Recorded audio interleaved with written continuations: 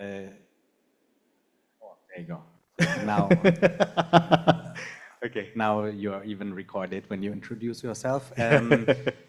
So maybe share a bit about your background, right? So you've started talking about it just now, but maybe how you actually got into it. I learned that it was more out of other alternatives, right? You didn't have proper other alternatives, even though you're actually UE law graduate, right? Yeah. So you could have had a proper career, but then you chose to do something completely different. So maybe take us on that journey. Yes, thank you. Please let me introduce myself. My name is Putu Maharaja Segaraputra. I am 25 years old, a Gen Z, and I'm also a proud co-founder and the CEO of one of the most prestigious local skincare brand in this country. Finally found you. And apart from being the CEO of my own company, the company that was founded by me and my business partner back then 2 years ago, I am also working as a content creator, influencers, you might say. I make TikTok videos and promoting my own brands and my own products and other brands' products. And I am also a top affiliator on TikTok. I also do live streaming for hours. Yeah. And my background was I used to be a lawyer. I graduated from University of Indonesia, but after I graduated and then I started doing lawyering thingy, I didn't like it.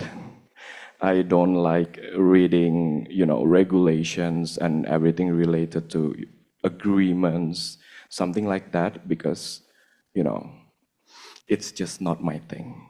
And my thing is to share value and communicate to my audiences.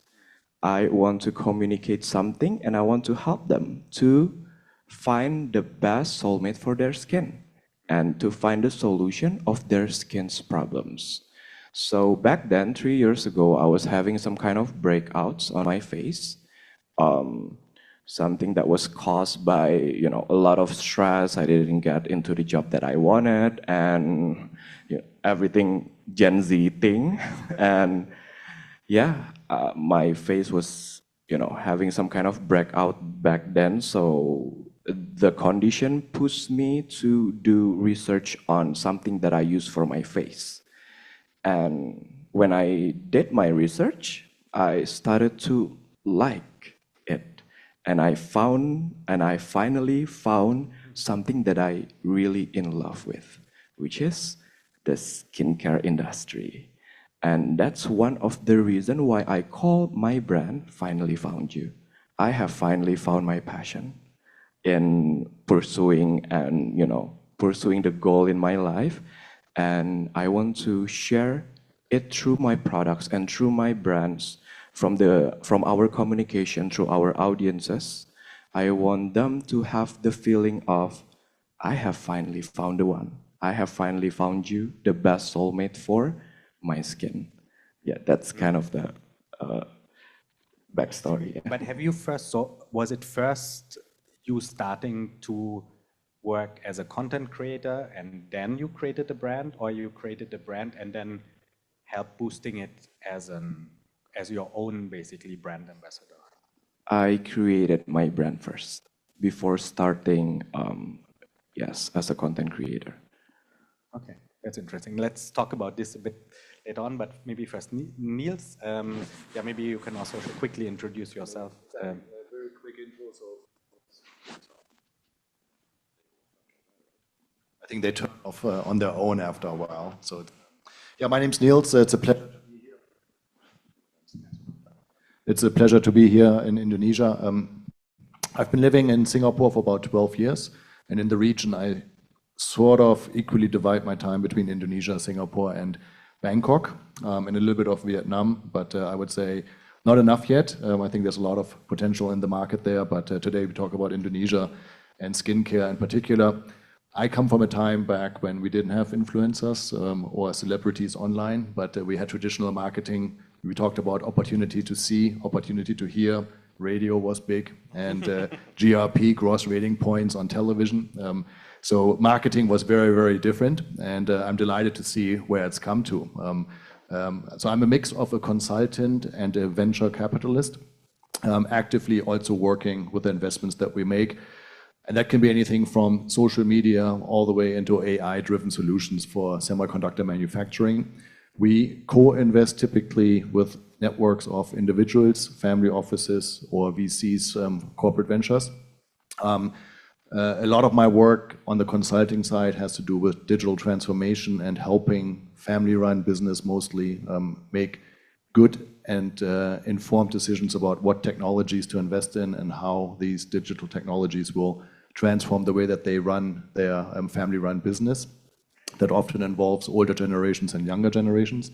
And it gives me an opportunity to see what kind of products, what kind of solutions really generate impact within organizations, but it also gives me an opportunity to see a lot of new products. I'm specifically fascinated by the beauty care industry because I've worked a lot across the years looking at how do we optimize media spend, how do we optimize innovation.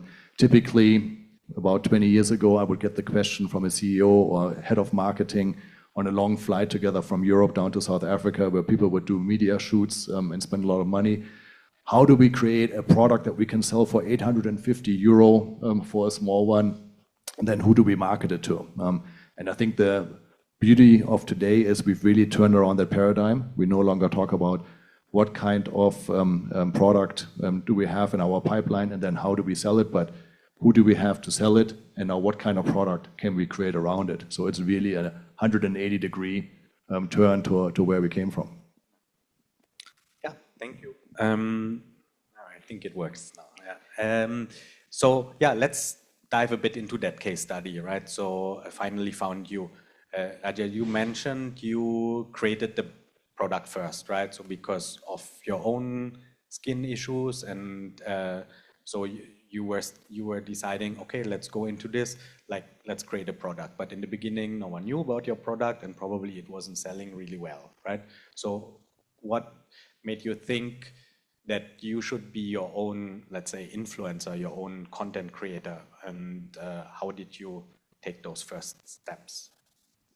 Because in the very beginning, when we started Finally Found You, 1 year, we were running out of marketing budget. Because Finally Found You is a bootstrapping company. I use my own saving to create my brand with my business partner. And because we were running out of marketing budget, and then we have a lot of stocks to sell, then I was thinking, how can I sell all of this? And then I see that TikTok platform as a social media itself in 2023 was growing like crazy.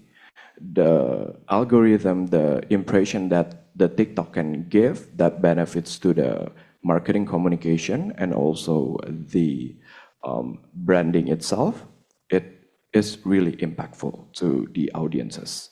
And it is related to our target market as well. We target millennials to Gen Z who likes to take care of their skin. And then I started using and playing TikTok. And back then, my first intention to play TikTok was to do some kind of market research. I just wanted to know what people need for their skin. And after that, a new opportunity came. Not only I can promote my products, I also can promote other brands' products and sell it on my live streaming. And it is a very potential market and way of communication, and it really helps my brand to grow. And by being, having a personal branding, a different personal branding on TikTok, it's also a free marketing for my brand. Yeah. But maybe you want to check the persona on the TikTok, his persona, can he? Yeah, maybe while we are to check that, right? So I mean, there's a lot of people who think of becoming. Okay, we share microphones then. There's a lot of people who think of becoming an influencer or making use of influencers, right? But it's also a crowded space. What was your approach to this? How did you, like make it relevant to be visible, to your product, and maybe you can share a bit like what is your scope there as an influencer? My main scope of work as an influencer is to create content on TikTok, attach a yellow card in it, basically a video that promotes my brand and my products and other brands' products. And another scope of work is to do live streaming for hours. I have 2 big events every month, so I have to do live streaming 28 hours. And I also attend event and also be a speaker like this. That's my scope of work as an influencer. There's just a lot of, revenue stream of becoming an influencer. But as a brand owner myself, being the successful key to be a good influencer is to find your rhythm. To find the rhythm and find your own personal branding. Because what makes you different than the others? A lot of people want to be influencer on TikTok. A lot of people wants to be entrepreneur. A lot of people want to create brand and create their own company and be successful and be rich. A lot of people want to do that. But what makes you and your brand different? That's what I thought before I started playing TikTok. My name is Maharaja. Maharaja in Bahasa means king.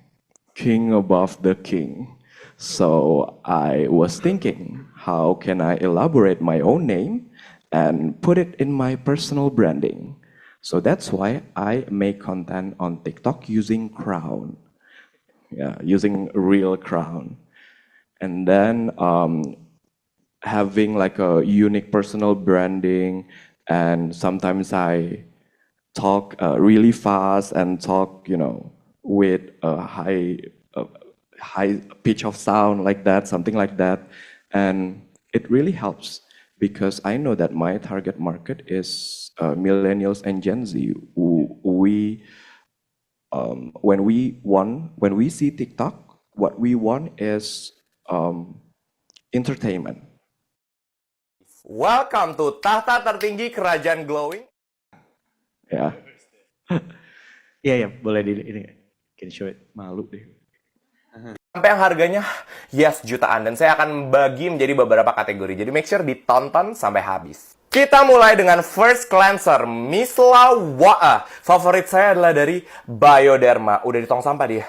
Kemampuan membersihkannya oke dan aman banget waktu digunakan pada saat saya lagi berjerawat gila-gila. Dan dia nggak nyebabin nambah jerawat. I am in love, even though saya sendiri jarang double cleansing sebenarnya. Oh, masih kemahalan. Oke, kita masuk ke best affordable Micellar Water. Betul sekali, apakah kalian peramal? Micellar Water-nya adalah dari Garnier yang tutup pink ini. Sama seperti Bioderma, dia punya kemampuan membersihkan cukup oke, slightly di 1,000 comments and also 39,000 for our self number. So this is the engagement content I thought.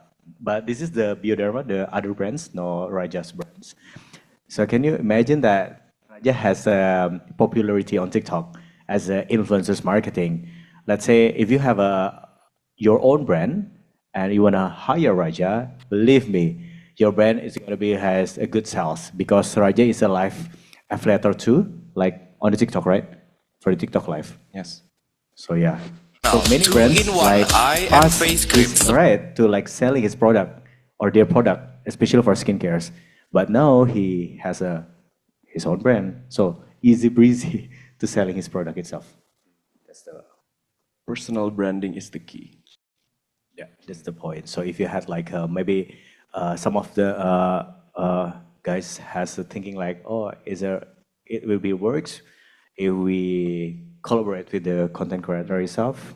Let's say like, I don't know, from zero, yeah, maybe we can try. How about the persona itself first?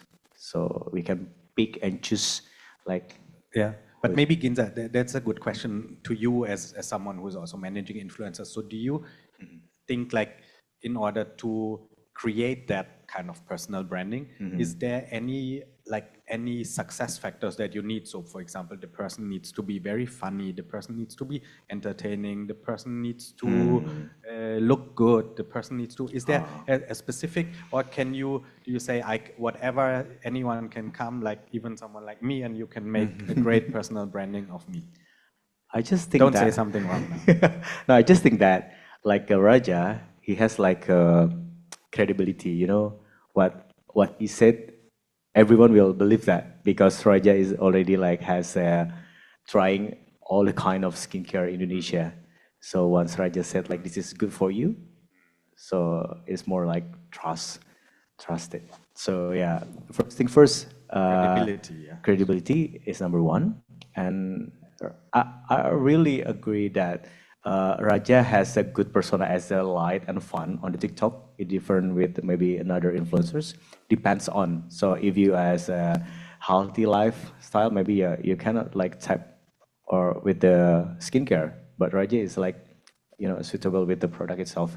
So the first thing first, you have to know the persona, the talent first, and what he likes or what they likes. So yeah, we can type with the brand and make it the brand.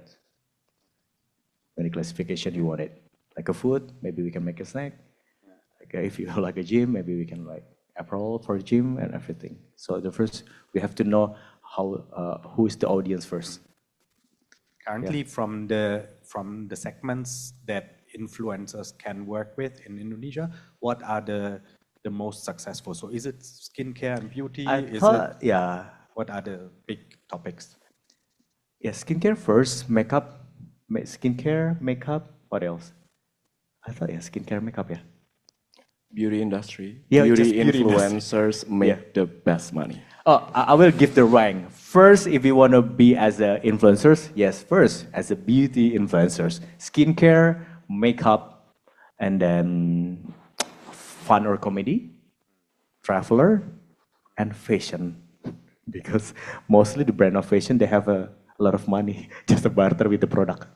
So yeah, the first is beauty and the fashion at the below. Agree? Agree. I guarantee the skincare influencers or beauty influencer has a lot of money from the endorsement itself. So easy for them if they want to make like a makeup or skincare or body care or everything and selling to the Indonesia's market now, because this is skincare is about trend actually. Okay, developing. Yeah. I think maybe one to add though is because it gets neglected a lot by investors is price point, right? Because you're hitting a price point which I think is still manageable for a lot of Indonesians. Yeah. Like one of the most successful one in the Philippines is a lipstick, Yeah. which is like $4. And European investors, American investors don't really understand it because they say, how can I make money with a $4 lipstick, right? If I have to do shipping and all of that. But we live in a different part of the world and it's possible. If I would sell a $40 or $80 lipstick online, it's very difficult. Yeah, but the different things, this is the next step, but Raja selling the prices above from the market, right?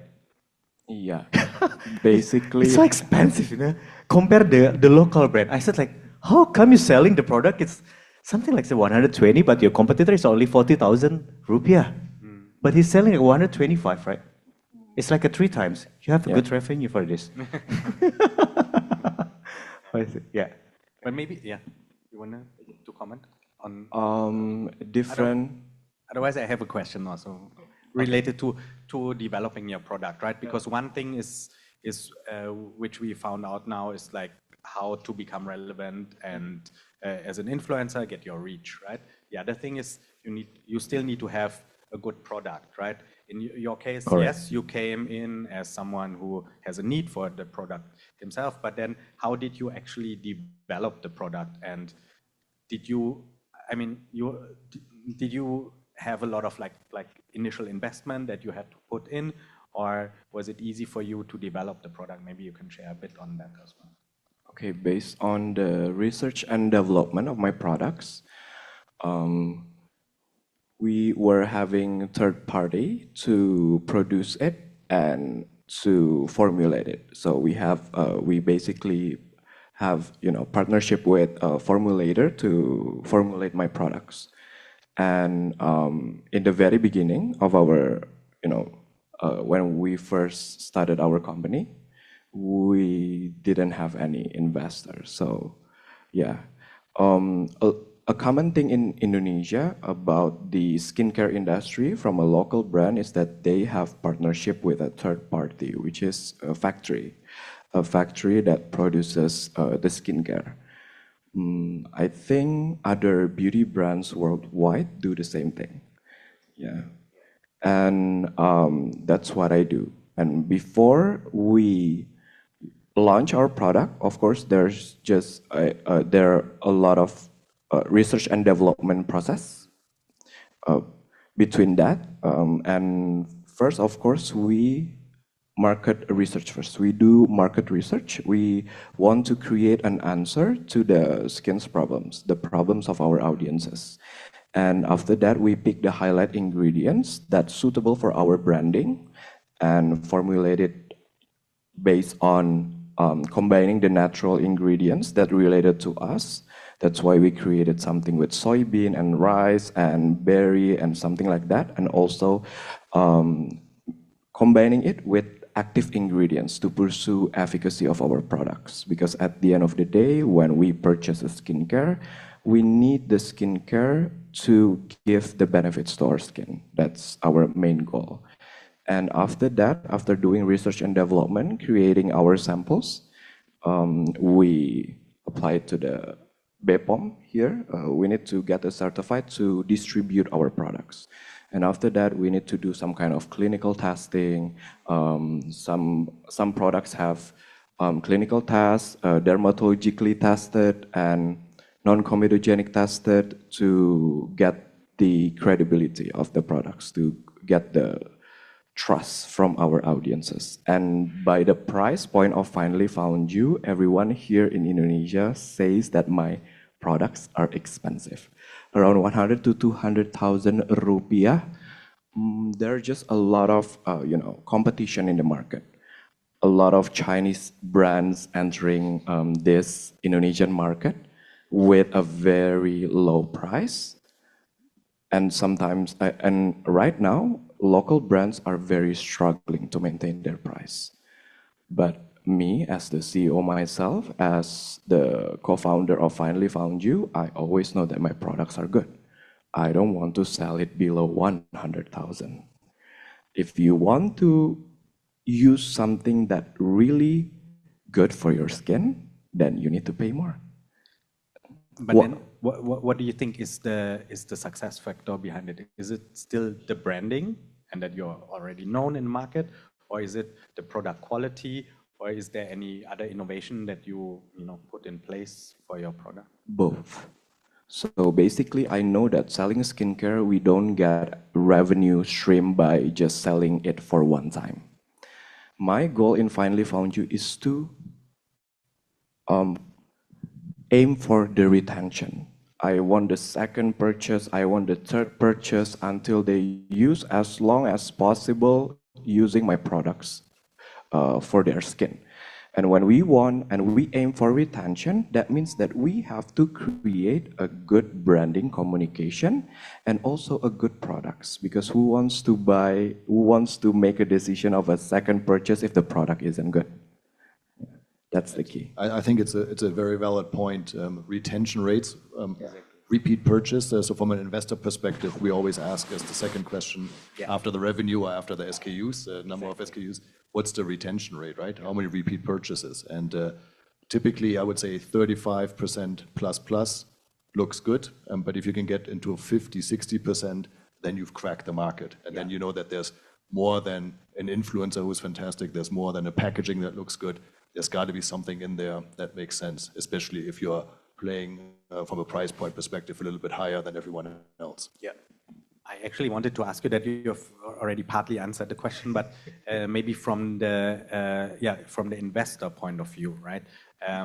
We've talked about this also from a more international point of view. You've shared to me like there are these kind of trends like cluster commerce, or where you build brands based on influential people or brand ambassadors. So that's not something that is only existing here in Indonesia, but also beyond that. Maybe from an investor point of view, like how do you think you would identify the right investment deals in that regard? So in cluster commerce, in working with influencers, what would be factors that you would check for yourself?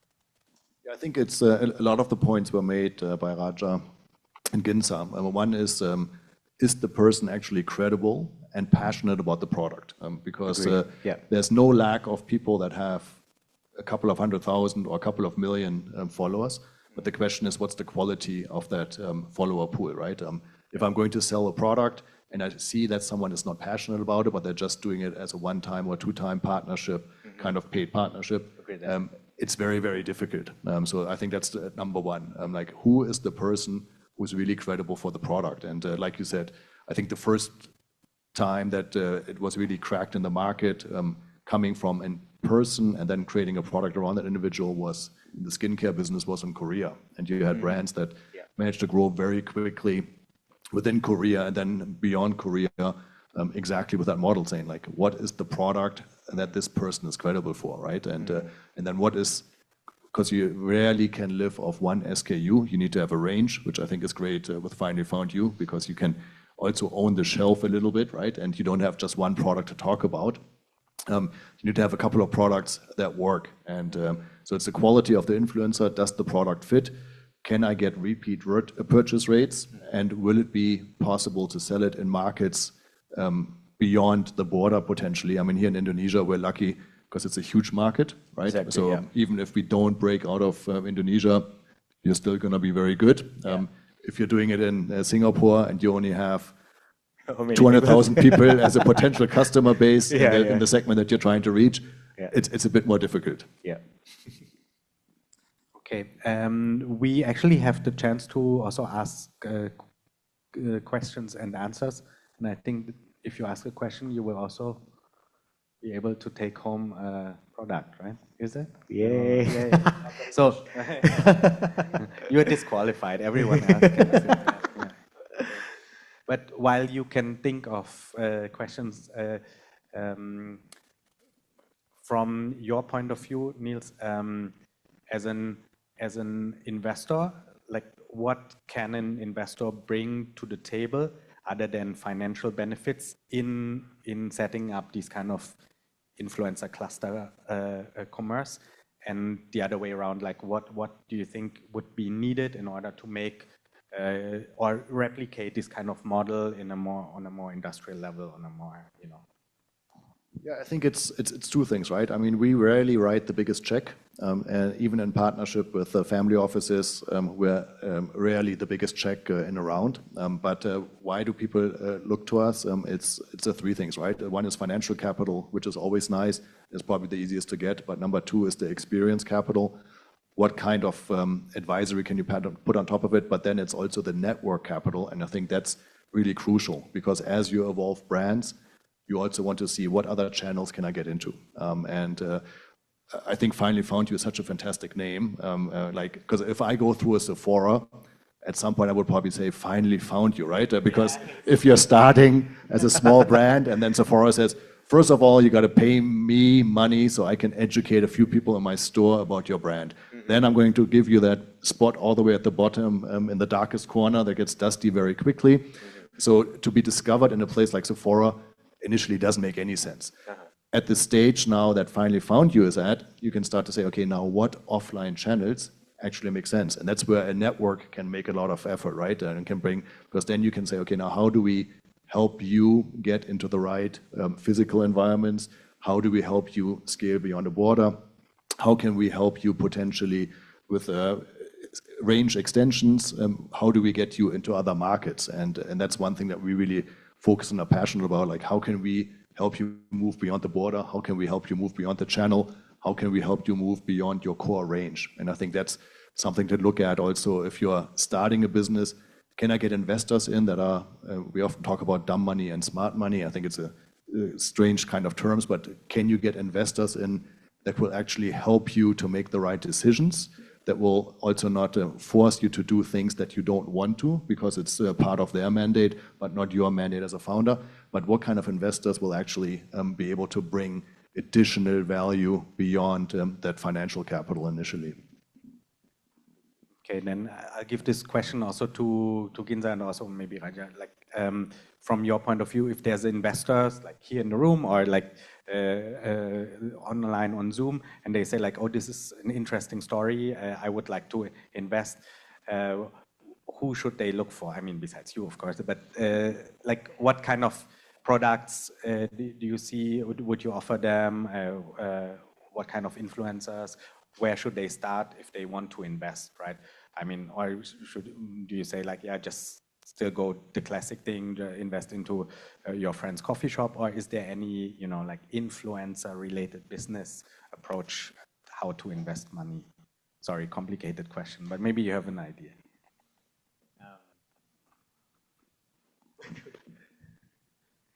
Okay. If I'm an investor, right? So I think like this is your story is so cool, right? Like I also want to participate in this and want to invest. How should I approach it? Basically, being investor is one of my main goal in life. Yeah, because I love, you know, money, and yeah, that's Yeah, true. exactly. The point is, yeah. That's true. But with my company, my goal in Finally Found You is seeing the local skincare brand. They got a lot of investment from outside of the, you know, their company, and I think what we need as a local brand from an investor, it's not only about the financial thing, but it's also about the guidance, the experience that the investor have that can, you know, be put in the value of the company. Yeah. Basically, if the co-founder and the CEO of a company inherent, they're, you know, have the same perspective about how the business will grow and what is our goal, and basically we do that together to grow the company because that's what we wanted as a team. I always see that, but it's from my perspective. But my investor perspective, if I become an investor, I will always invest in a company with a 10 co-founder and a 10 CEO. That means that this person is really passionate about what they're doing. Yeah. And my goal is to become an investor one day.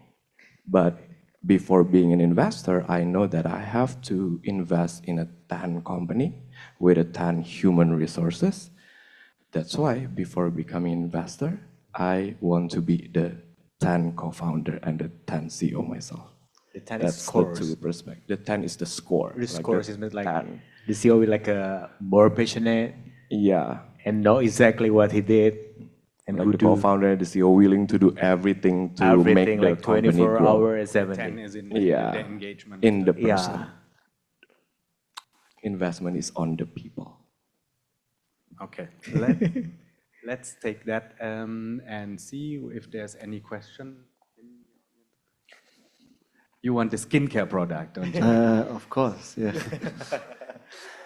Yeah, my name is Chris. I'm from the Angel Investor Network. I'm German, but I'm for a long time already in Indonesia. I'm coming a bit more from a traditional automotive industry. But my question is for Ginza.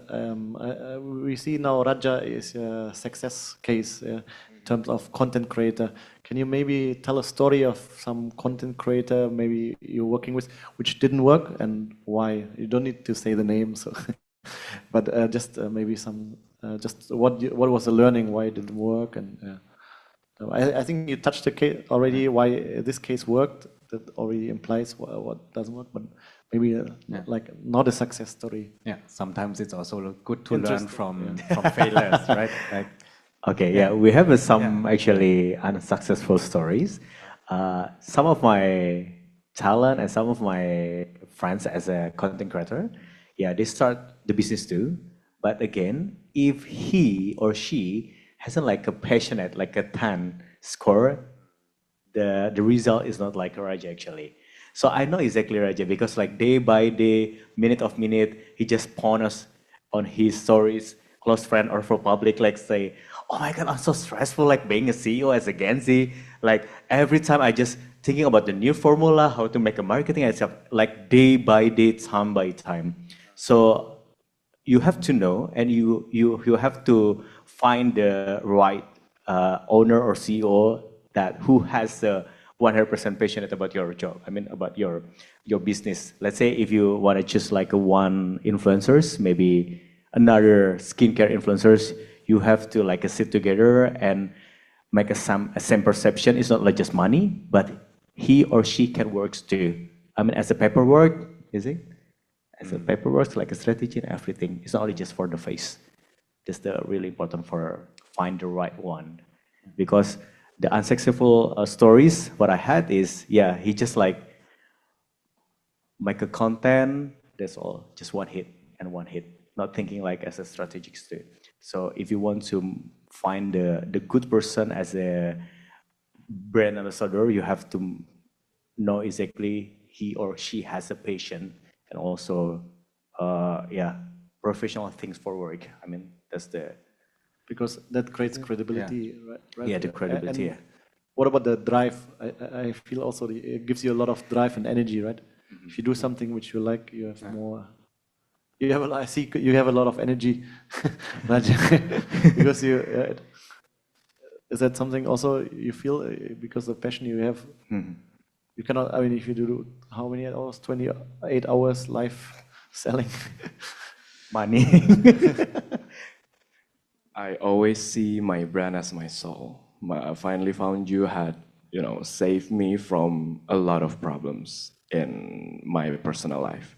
So if I have to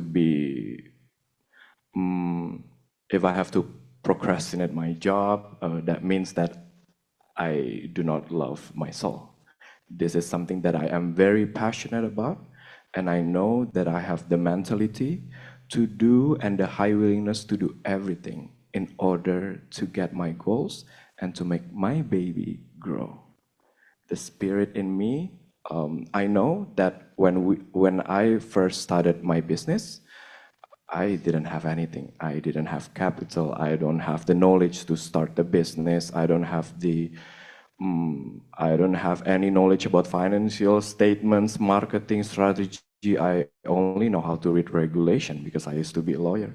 But by the time going, I know what I have that the others might not have.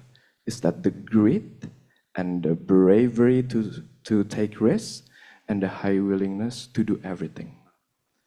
That's it. Interesting. So it's not just enough to be a content creator, right? Yes. But it's really also to be able to create that strategy, to put your passion into that, and then to create that credibility in order to develop a brand, right? True. So that's really needed. But I think what's interesting about your story is also, and you, my wife is a lawyer, so I know your pain.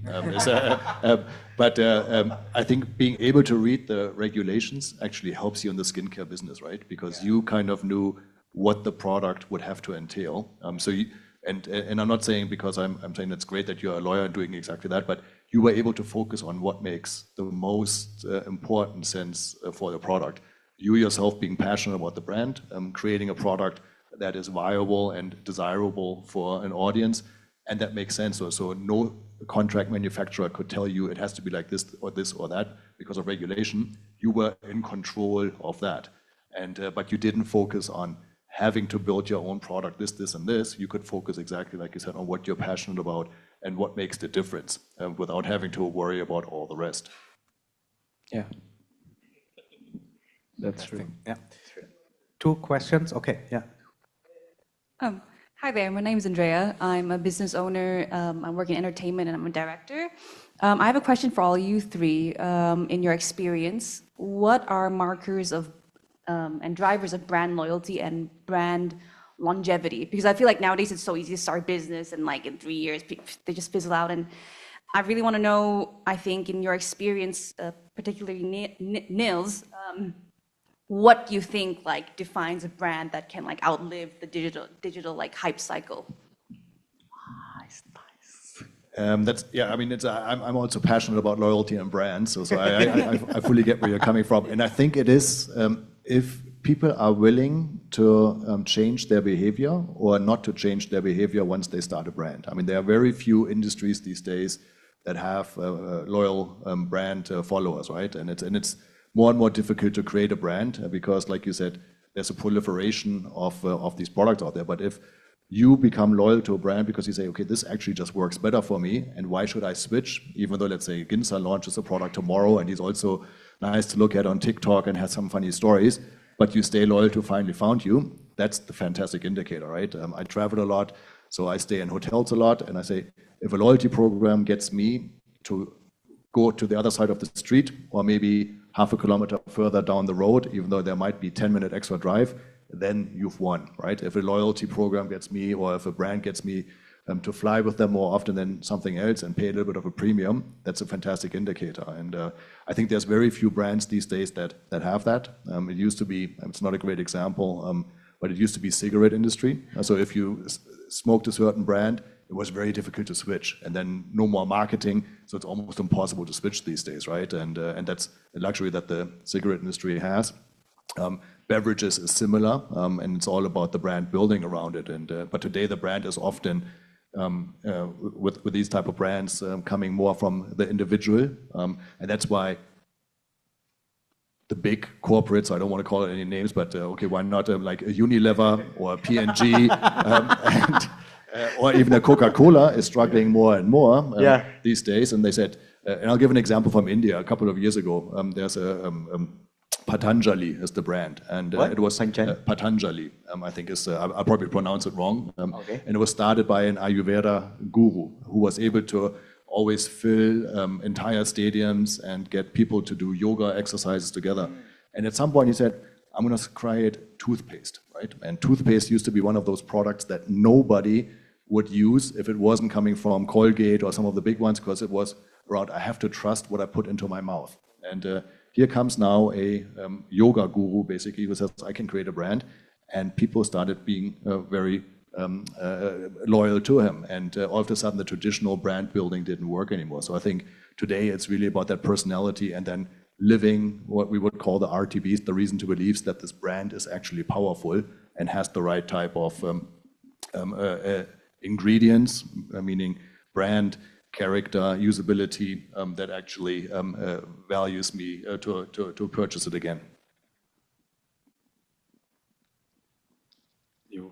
To me, the key success into the longevity of a brand, Finally Found You has only been in this market for 2.5 years, but I believe that the key is to be consistent in communicating the brand value and to be adaptive towards changes, because the market is, the changes can happen anytime. Trend can come, different trend can come every week, and we need to be adaptive in order to communicate about the marketing communication or creating the products, because we want to get the market share and we want to aim for the retention. And last but not least, the key success is to create a lot of brand advocate through our consumers. Before creating brand advocate, we need to make sure that our products are good first, and then they experience benefits, which is skincare, giving benefits to their skin. And then after that, they can share it to their friends and family on what the products that they use for their skin. Creating more brand advocate with consumers, community as well, and consistent in communicating the brand value and also adaptive towards changes. I think that's the key. Okay, I add some point because I'm from the agency side. I use can I call the brand here? It's okay? Sure. Yeah, we have the local brand, like I handle it, like a Sari Ayu and everything. Unfortunately, now Sari Ayu maybe going decrease about selling everything because life lagi nih ya. Because like me as an agency, I thought they have like innovations. Like every person that have many options. Skincare, let's say like a fashion brands. Every month they have like a new SKU, new formula. Maybe 7 years ago we don't know about AHA, BHA, retinol, and everything. I said like, what? Many formula, many, like innovation things. Yeah, like activation ingredients, what is that? I don't understand. I just know about them. Maybe 6 years ago, I just know like, or 7 years ago, I just know like a facial wash. What else? Moisturizers, toner, and sunscreen. That's all. And now, ta-da, many SKU. You can see it. So you have two innovations. And, that one, I believe that you have to create your story. Because maybe, I know about the moisturizer, it's same like a skincare A, B, C, or D. The ingredients, it's same. But the different things is just make it your strategy like a story. I know exactly why Raja has success about their product because they create story from his from his TikTok live, for their Instagram, they create story. Who is Raja? Why this product it's work for you? Why the price? He set the high price. So he create the story. So it's the different things. Maybe another brands of. Yeah, that's my. Okay, thank you. We have 2 more questions, but we also have some dinner. So let's do 2 questions. Ideally, not to all 3 speakers, but to one. You choose. Yeah. But okay, 3 more. Thank you so much for the time. My name is Awi Chen. I might be an outlier here because I'm not an investor. So Raka invited me here. So maybe a bit context about me. I just got back from UK last year after I got scholarship, chevening scholarship, funded by British government as well. So I'm back and I have this idea to make a business with my friends, also a chevening scholar. But it's been hard for us to get an investor, and maybe you guys can give us some tips because this is a very niche market that we jump into. So we are planning to open a library and a book cafe in Jakarta. And every single time we meet an investor, they like the idea, they love it. It's their dream as well, but they didn't really confident about it. Seeing the literature in Indonesia and whatnot. So, and I also hear that, there's this beauty brand, really maybe a bit easier to get investor, tech as well, fintech as well. But do you have any tips how to make this like an easier way just to get an investor and go just to build this, because this is very niche and quote unquote outlier market.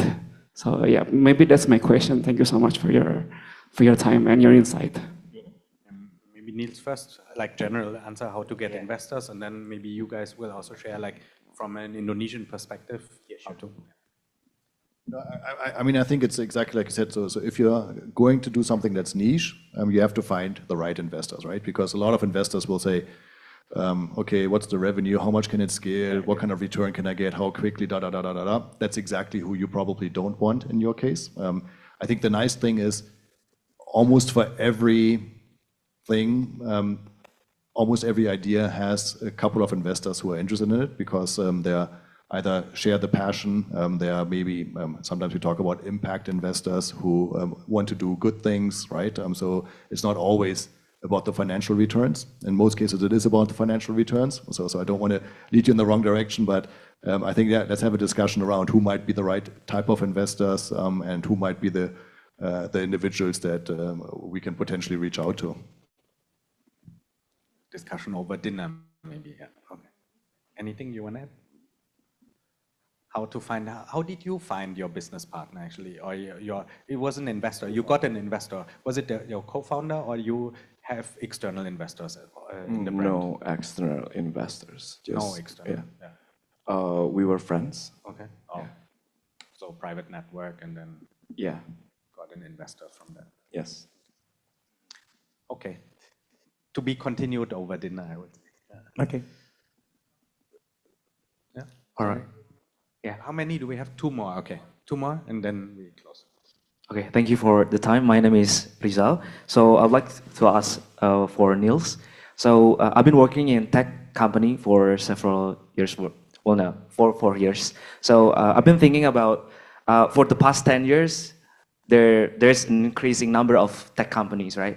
Gojek, we can call it any tech startups in Indonesia. But recently we heard the news that there's, like tech companies that, having difficulties or related to fraud or something. Can you share, for your point of view as investors, how you see it, and is it still relevant to us for Gen Z? Because I think several people want to build business that have real products. Is it still relevant to build tech companies in today's era? And I've been thinking about doing business in that have environmental impacts. So is it still relevant in today's era? And what do you think about it? Thank you. Yeah, I think the case that you're alluding to is a really bad one. We spoke about it probably for an hour or two again today. It has definitely it has definitely riveted through the investor communities. It's probably a bit unfair to Indonesia that this one gets hyped so much because you have it in every country, you have it on every continent, you have it with very big companies. I think the big change is that due diligence will take a lot longer these days.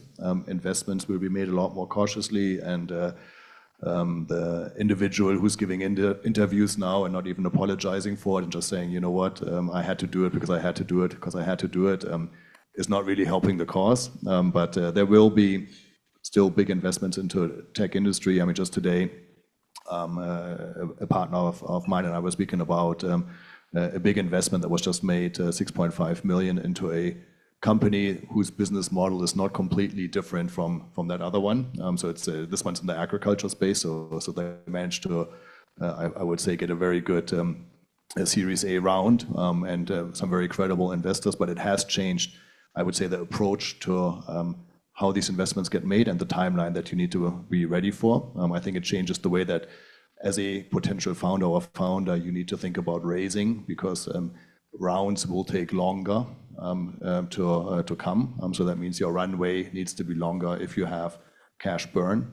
So you won't be able to survive 2 or 3 years if you're thinking it's just going to take me 3-4 months to get an investment. And lawyers will be a lot more important again in those processes as well. So there's still a market for Raja to go back to. No, I'm joking. It's like but definitely, I think tech companies will continue to flourish. What we do see, I think, in Indonesia is that there are a lot more business to consumer success cases. That's driven both by the economy, but also by the viability of some of these models. So if maybe 3-4 years ago it was all about core technologies and B2B enablement, I think today we see, especially in Indonesia, a lot more B2C investments happening again. But you'll also have deep tech investments which are coming quite nicely. But I think Raja is the best example here. If you have a really good product, or you are a person who can create a product that also then fits to that individual. And I think here it's a bit of both, right? Because you are passionate about the industry, you're passionate about the products, and you know then how you want to pitch it also. It's a great time to start companies, and it's all about, I would say, you said it earlier, knowing your customer and knowing who you're going to be selling it to and why you're going to be selling it. Well, I mean, I think the other thing that's changed is a few years ago, everybody was like, oh yeah, over time, we're going to get an exit because it's just growing. I think that train has also left the station, or that ship has sailed. So today, everybody wants to see a little bit of a story of when will it be profitable, and will we have economics that make it profitable. So if you're a skincare company and you say, I'm selling it for 100K rupiah, but it costs me 120K to produce, and it costs me another 80K to distribute, but I'm growing like no one else, it's difficult to raise because if you can't get the basic economics right, it's going to be difficult. So I think profitability or path to profitability is important. And the other one I think that's important, and that I personally always think is nice, if there's a clear view of, is there potentially an exit that I could be seeing? I want to run it almost like an evergreen because I'm so passionate about it, right? But there's no right or wrong for those two, but I think for people to have a vision and say, I want to do this for the next 10 years, 20 years, that gives a lot of comfort. And not like, okay, it's especially if it's so much driven by an individual and the personality around it, you want to see that commitment of the individual and not just say, hey, I'm going to run it for another year or two and then I'm going to hand it over. Right. One last question and then we close. Okay, thank you. Thank you for three of you. My name is Faraz. I'm actually have a business as well. It's in farming, in indoor farming. So I make a container indoor farming. So I have two questions. One is actually for Raja, and the other one is actually for Mas Ginza. So actually, for Raja, what I want to ask, you mentioned about a lot actually about personal branding, right? How you build your TikTok, how you build, the traffic over there.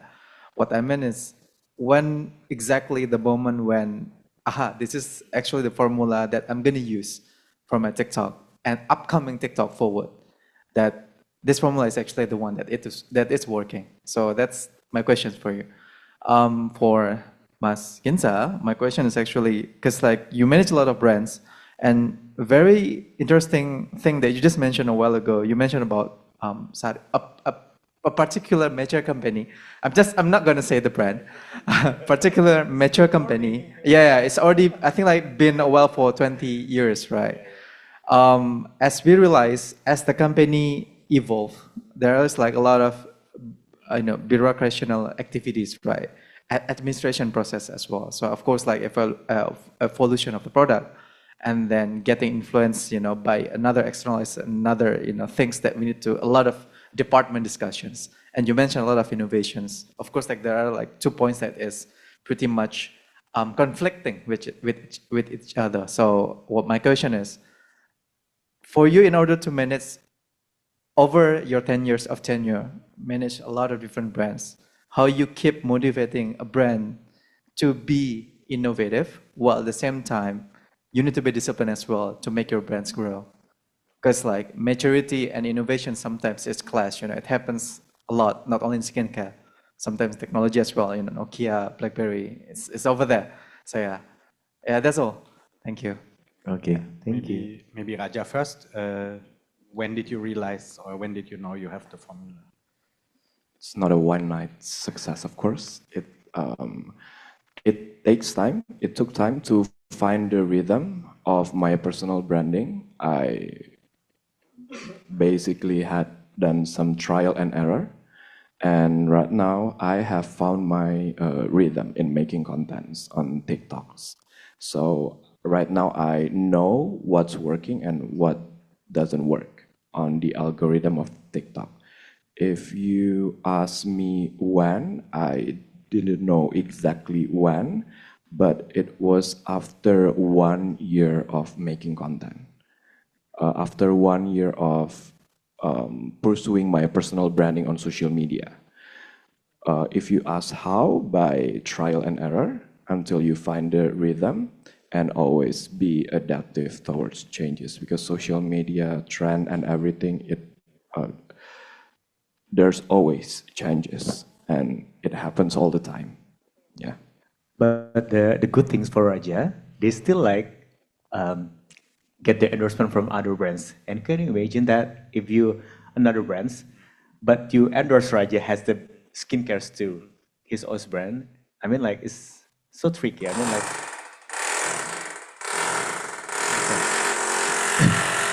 Okay, that's the time when you have to end the session. Wait.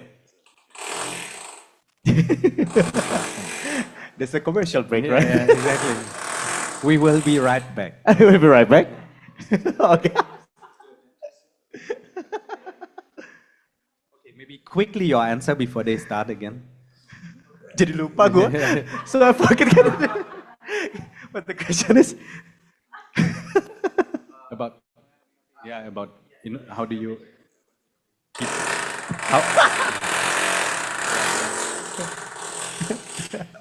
hello.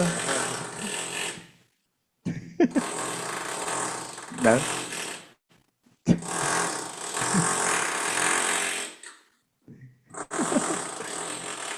That's the answer. okay, yeah. All right.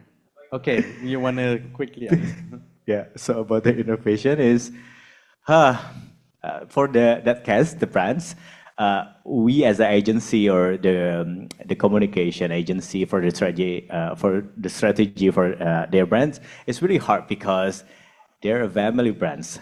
So have like a hierarchy and everything. We already give the like FS everything lah for the innovation for the product itself and compare with the others lah.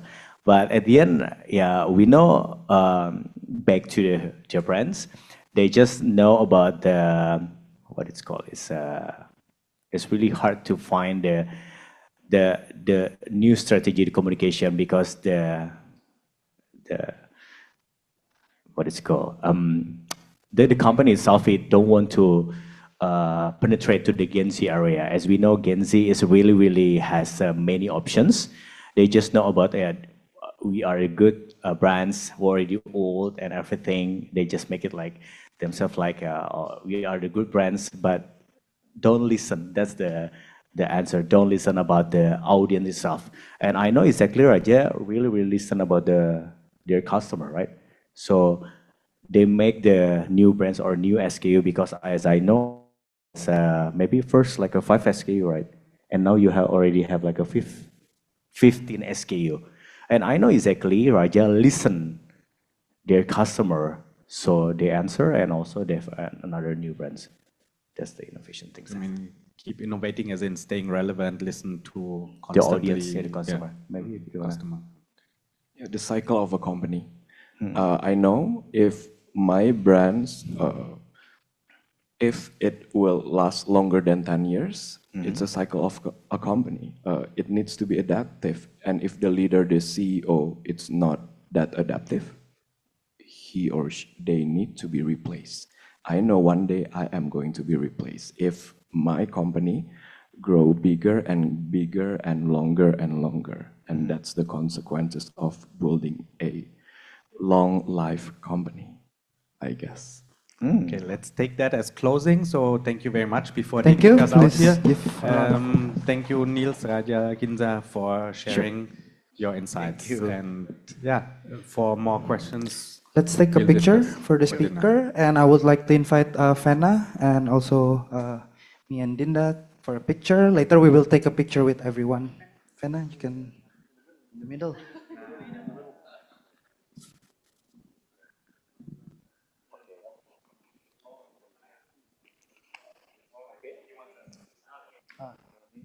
Okay, one.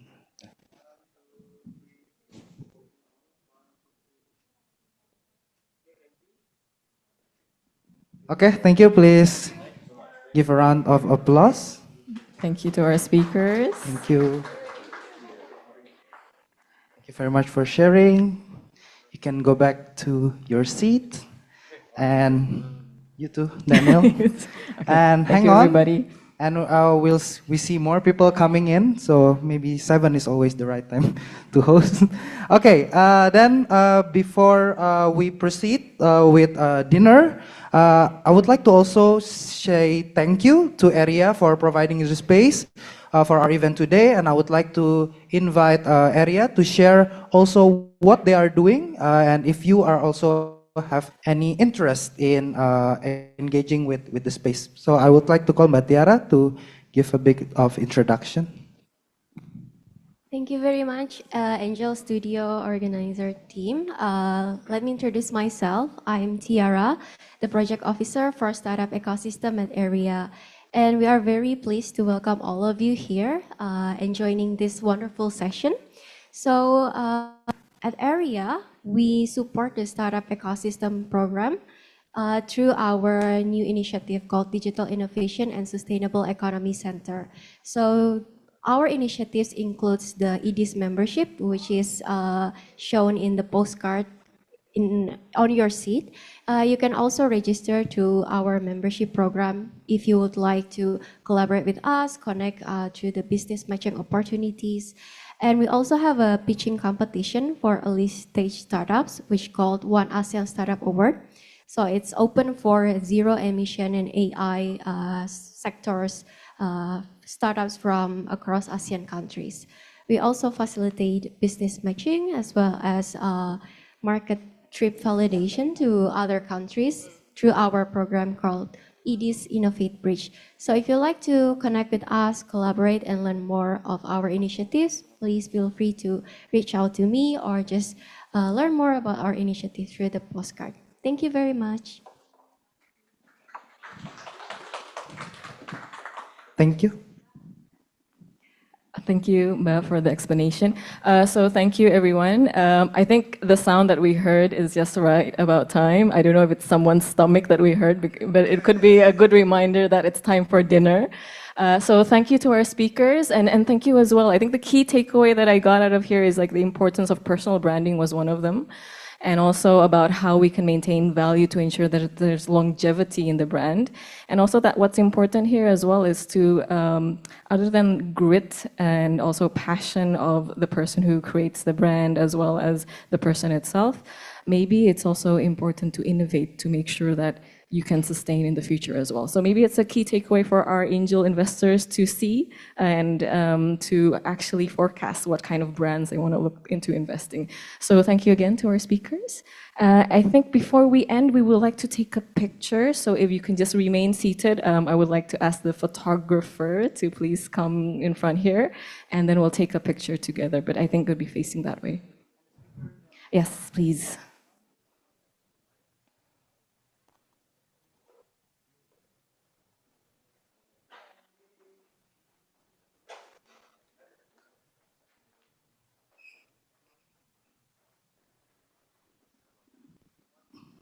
Muat nggak, Ava? Mbak Tiara mau ikut? Ayo. Kentaro, come join. Masuk semua? Sudah?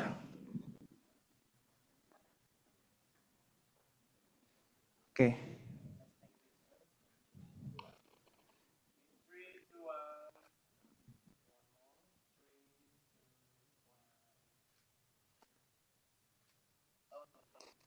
Thank you.